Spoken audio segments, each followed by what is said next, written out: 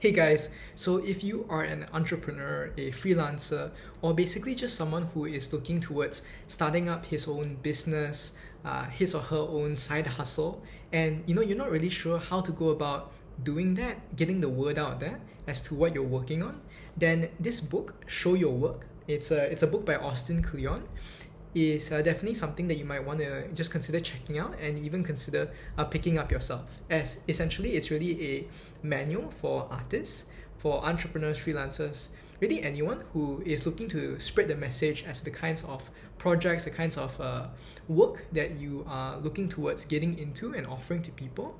And really, as the description implies, it will teach you how to share like an artist so that you're able to essentially get discovered by people and open up opportunities for yourself. And it's really just an avenue for how you might want to consider starting up your own business if you are really looking towards doing just that. And of course, just as a quick introduction, for all of those of you who may be new to my channel, especially also because I haven't really posted a video in like 3 to 6 months. So just a quick intro as to who I am. My name is John. I'm a full-time brand marketer, so I do that as a living from Mondays to Fridays and over the weekends. Though I haven't done it for quite some time, what I want to look towards doing is just create YouTube videos about everyday life, about what I learned from books that I'm currently into, I'm currently looking at, and maybe just about some of the hobbies or side hustles that I'm currently working on, and share that with you guys. And so back to the topic of this video, right? Show Your Work by Austin Kleon. So I actually came across this book when I was watching a YouTube video by a popular productivity YouTuber. So he's called Ali Abdal, and he was just sharing that this is one of his favorite books. And I think if I recall correctly, he also said in his video that like if he had people come over, then he would have like he would literally have like copies of this book that he would just give to people, because that's just how valuable he thought this book was. So inspired by his review of the book, inspired by that video, I actually decided to pick up this book myself, as someone who's really passionate or just really curious and keen to explore the whole freelancing industry, the whole entrepreneurship industry. And I wasn't really sure how to get started, and I was keen for resources, tools, even now, as to how to get started in that space, right? So I decided to check this book out myself, and I actually finished it. It's a relatively quick read, so if I just like browse through, I'm not sure how to do this, like if I just like browse through this video, maybe you can't really see it too clearly, but basically it's a book that's full of visuals, and it's a very quick read. You can finish it in like 2 to 3 hours, if that, right? And it took me like I ended up actually finishing it last weekend itself. And so on the back itself, you can see right here, there's like a list, right, of 10 key insights, 10 key tips or takeaways that the book lets you, that it gives you upfront, right? And today I actually want to focus on basically 3 insights. Some of them are listed here, some of them might be not, but three insights I basically picked up from this book along the way, and hopefully that gives you just an appetizer, a taste for what this book might be all about. And if you want to, and if you're interested by that, then you can definitely consider checking it out yourself. Okay, so the first insight, the first key takeaway that I got from this book is that a good story matters. And what the book really means when it says that is that we as humans respond to stories in significant ways. And when I say significant, I mean that it really affects how we evaluate items, how we evaluate products, both in terms of perhaps emotional valuations, but perhaps also significantly in terms of how we value them monetarily. What I mean by this, to just give an illustration, is that if you go into a museum, right, and the book actually gives an illustration such as this. If you go into a museum and you are, an art connoisseur, and you find yourself looking at 2 paintings, 2 pictures, picture A and picture B, right? They're both identical in as far as you can tell. They both have the same colors, the same outlines, the same the same brushstrokes. Okay, you can maybe tell already from just my descriptions that I'm not an art connoisseur, but basically, you can imagine yourself as one, and you can imagine yourself going into a museum looking at two paintings that are basically identical. The point is this: if you were told that one is the original and the other is a fake, so one was perhaps like painted in the 18th century by this really popular artist at the time. He was very, very famous. This painting super, super old. Perhaps he was blind, but he was still able to produce like amazing pieces, amazing masterpieces, right? So really a wonderful background, a wonderful rich story behind how he actually constructed, how he actually put together this piece of work. So you have the original as compared to the other painting, which is a fake. A good fake, a marvelous fake, right? In the sense that they're basically identical. But the fake was actually created, actually painted by an art student, perhaps like and finished like just 1 week ago, right? And you were basically looking at these two paintings. The idea that the book wants to convey across is that you're going to evaluate the original much more, or at least more basically than how you evaluate the fake. And the reason for that is because we respond to stories as humans. Even though the paintings are basically identical, we care about the circumstances in which products, in which objects were created, and we are definitely willing to not only evaluate something more, but essentially pay more for that item. So I think that's basically the idea that a good story matters was so, it really struck me and it really resonated with me. And especially as someone who enjoys telling stories, who's actually passionate about storytelling, about the whole craft of being able to construct stories which are engaging and appealing to people.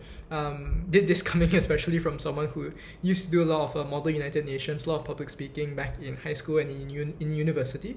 And I was also really, really passionate about doing case competitions, about creating cases, doing public speaking in front of judges with teams as well. Just this notion, this idea that the stories that you create, depending on the richness of those stories, depending on their appeal to people and how well you craft them, can create, can really affect the valuation of items, can really affect how people respond to your products. This was just a really cool takeaway that I personally thought. It represented an opportunity for me to take and keep in mind as I work on my own projects in the future, and especially for all of those of you out there as well, working on your own projects, working on your own services, right? I think it's just a cool reminder that you might just want to also look into not necessarily how awesome or how great your product is, but also on really ensuring that you're communicating the richness behind those products, the circumstances in which you actually created those products, because that can really help to drive interest potentially in that product of yours. Okay, so if the first key takeaway was to tell a good story, or that it matters, if you tell a good story, the second key takeaway is to teach what you know. And why this message resonated with me so is because, just in terms of who I am and how my mental processes work, when I was thinking about, when I think about starting a business, I would think that you would want to, by common sense, hold on to your competitive advantages, whatever insider skills you might have, unique skills that you have, right? And hold on to those things as closely as you can, because if you start, sharing them with people, then you're going to be essentially inviting competition against yourself and reducing your own advantages accordingly. But all of that being said, in Show Your Work, Kleon actually shares the message that it can actually be a productive thing, a good thing for you to teach people what you know, your processes, your skills that you're acquiring, that you've obtained along your own way, right, along your journey.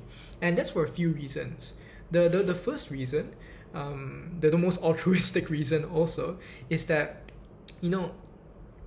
all of us, we didn't get to where we are by ourselves. We picked up the skills from those people, those teachers of ours who were generous enough, gracious enough to teach us what we know. So doing the same thing and teaching others is really a way to give back and to help others who are just starting out, in the same way that others helped us when we were also just starting out. So that's one reason, the most altruistic reason for why Kleon mentions it's good to actually teach others what we know. But the other reason to that is that it's actually also good in the sense that it builds closer connections and it builds interest in terms of the projects that we are working on ourselves in our own businesses. So what I mean by this is that if you have a particular skill, if you that you've mastered or that you've developed proficiency in, and you go about teaching others and helping others to also learn about that skill, learn about that process, then what you're doing is actually, according to Kleon at least, is actually helping people to build more interest in the kinds of work that you're developing. And that's going to be a good thing for you and for your business ultimately. And so it's actually a beneficial thing, Kleon suggests, that you go about sharing with people, teaching people what you know. Okay, and the final key takeaway is to really focus on making the stuff that you love. So, I think that for anyone who is starting out on their own entrepreneurship journey, their own freelancing journey, as and coming from personal experience, because and that's not to say that I have a lot of personal experience, because I myself, I'm just starting out on this journey myself right now.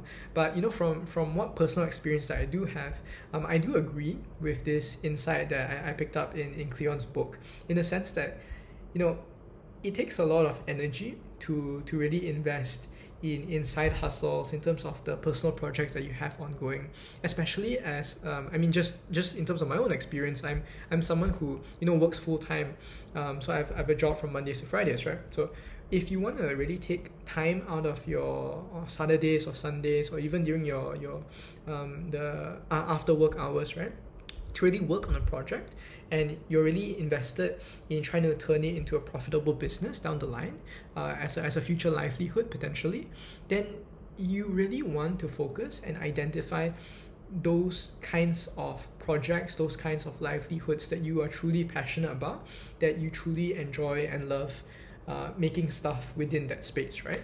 Because if you don't focus on making stuff that you love, then ultimately you're going to get burnt out. And not only that, you're going to, I think, okay, that's more of the personal message that I got from it, right? And I think what Kleon mentions by focusing on stuff that you love is also that if you don't do that, then you might find yourself more focused on potentially like chasing likes, or chasing follows, or chasing new interests on your social media accounts.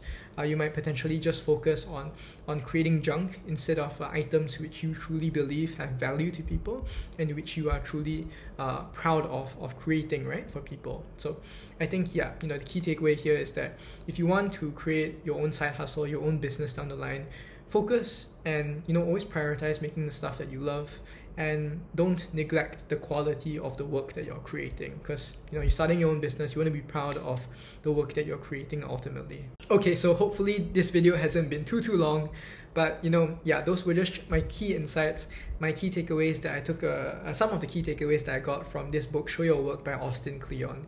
Really, firstly, a good story matters. It really does impact how we respond, how we evaluate items, products, services. So if you have a knack for telling a good story, really leverage on that when you are starting your own business, you're starting your own product or line item, right? Secondly, always remember to teach what you know, be generous with your abilities, with your skills, with your knowledge. And finally, thirdly, of course, focus on making the stuff that you love, because if you spend your life invested in developing your own business but you hate what you're doing, and you don't even believe in the quality of your own work, and you're spending like 12 hours a day, 7 days a week working on it, right, that's gonna kill you eventually. So focus on making the stuff that you love. Always prioritize, always try to create work that you're genuinely and sincerely proud of as well. And I think that makes a better recipe for happiness in our life, in creating good livelihoods for ourselves down the line, right? Yeah. So yeah, I hope you guys enjoyed this video today. If you did, then do leave a like, do let me know in the comments what you enjoyed about it, so that I can potentially create more videos about these topics, about books, about subjects, about entrepreneurship perhaps in the future, about what I'm personally working on in terms of my own projects.